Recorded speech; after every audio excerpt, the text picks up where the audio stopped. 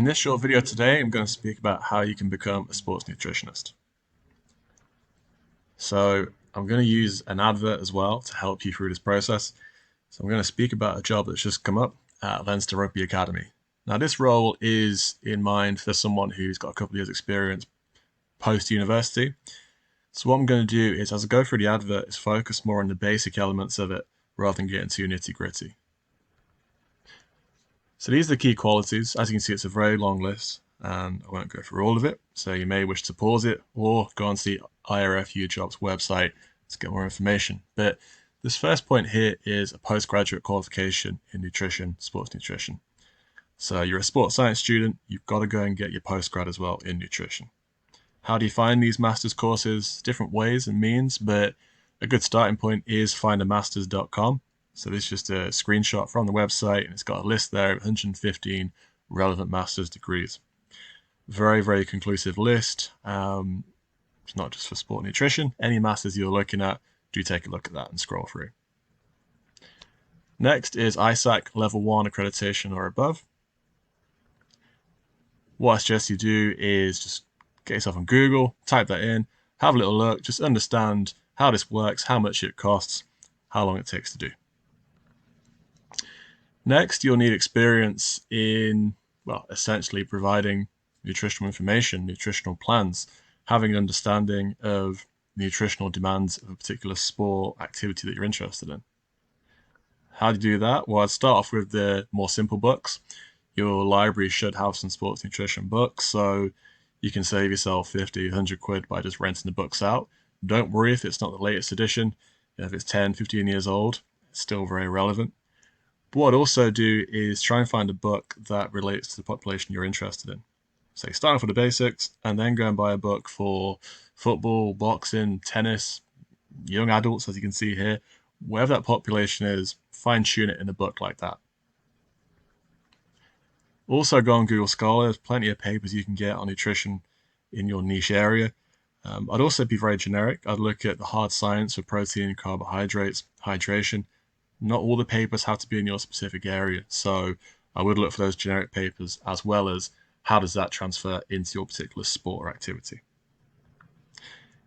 Okay, next is how do you modify nutritional programs? So things change, people get injured, there's a new goal now, so you have to tweak the nutrition service you're providing to an athlete, individual. Here's an example. So you go on Google Scholar, type in injured players, nutrition. You'll find a few papers in different sports, different activities, different contexts. So yeah, books are one thing, but these very niche areas, Google Scholar is very handy for that. This is desirable. A lot of jobs you'll see this is essential too, but graduate or practitioner registrant on the UK Sport and Exercise Nutrition Register, so SENR. This is SENR. You've got to get yourself on this. This is typically done whilst you're doing your master's degree. You go through a portfolio and then you get it signed off after the master's is complete. So it is really, really key that if you want to go into sports nutrition, I think out of everything that I've spoken about in this video today, this is a really key area to go into. Have a look at that. What does this mean? What do I need to do to get on this register? Next, experience in that particular sport. So again, it's desirable, but you've got to see that as essential. You've got to get out there and try and find some form of experience within that area. Now, nutrition is a tricky one. I just mentioned there the SENR, so that there are certain elements of red tape that stops you from being the lead nutritionist. You do have to have some sort of qualification in order to do this legitimately. So the professional advice is shadow first. During your undergraduate degree, you won't be on the SENR register. That comes when you do your master's degree. So during your undergrad, shadow as much as you can. When you're doing your postgraduate degree, you want to look for a good master's course on top of the SENR registration, which you'll be doing during that master's. You want to look at different master's courses, find out the placements they have.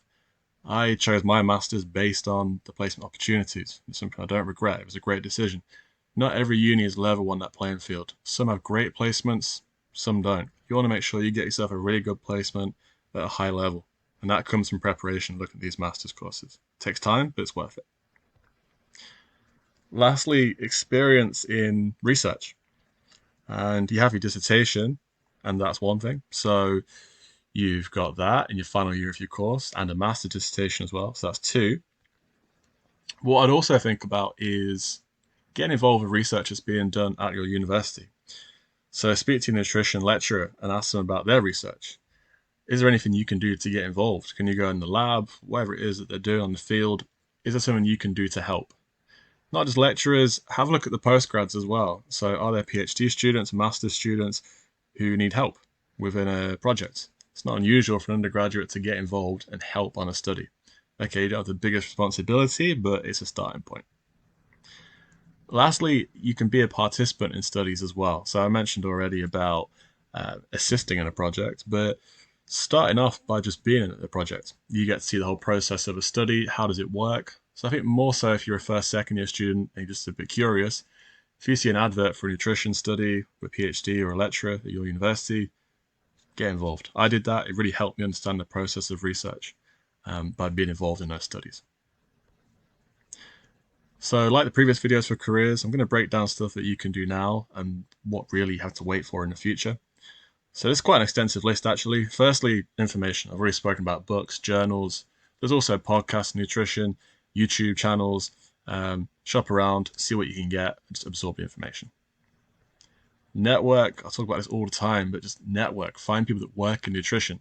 This is only one video. Don't take this as gospel. This is a very basic video as an intro to sports nutrition. You want to go out there and find people that are embedded in the industry, gain knowledge from them too. That will then lead, hopefully, into some shadowing opportunities. So not just networking to find out information, you also should have the aim of, can this get me somewhere? Can I then go into that environment and shadow during my undergraduate degree? Projects, so I would be a participant or an assistant. Both of these are very, very possible, so I definitely try and make that happen. Read up about the ISAC level 1. Have a look at some of the additional qualifications as well, see what's feasible now and what's more feasible in the future. And even if you're first, second year and it's a while away, do look at postgrad courses. How much they cost? What are the placements? Do you have to move away from home in order to do this course? Do you have to move country? Just get all these details sorted in your head now. And then in terms of the future, what have you got to wait for to get involved in? Being the lead nutritionist. If you're going down the legitimate way and waiting for the rules of certain time periods when you can go into certain roles, that method of doing it, you're going to have to wait. So I would definitely wait for that process. That comes during your master's course. So whilst doing your master's course, you can go on to placements and finish off your SENR registration throughout that process. So you will take more ownership towards the end of that master's course. You will start to find yourself with more responsibility during that process. But the earlier stages, as mentioned, is a lot more shadowing rather than being the lead person. Okay, so just to summarize this short video, read adverts, so find jobs in sports nutrition. This is just one advert from Leinster. Look at different sports, look at different cohorts, get a feel for what these adverts are saying. Network, email as many nutritionists as you can find. Ask them some thought-provoking questions. I've got a networking email template, actually. I did a video on that recently, which I'll put a link to here. These sort of things are really, really crucial, getting your foot in the door at the start. And then finally, focus on the short and long-term goals. Be realistic. If you go into this blinded, you're going to find yourself very frustrated when people put the hand across and say there's certain things you can and can't do. So understand the process now. What can you do in the short term? What's feasible? What do you have to wait for to do in 2-3 years down the line? Be accustomed to that. Be happy with that. Draw up some plans. Okay, so that was my very short video on sports nutrition. Like I said, this is an introduction really to sports nutrition. It's not an extensive list of everything that you need, but it does give you a nice idea to begin with for you to then go forward, read more adverts, network, etc., etc. As you can see here, my Twitter, Instagram. If you have more questions, you want to expand on this, let me know. All right, thanks for listening, and I'll speak to you again soon.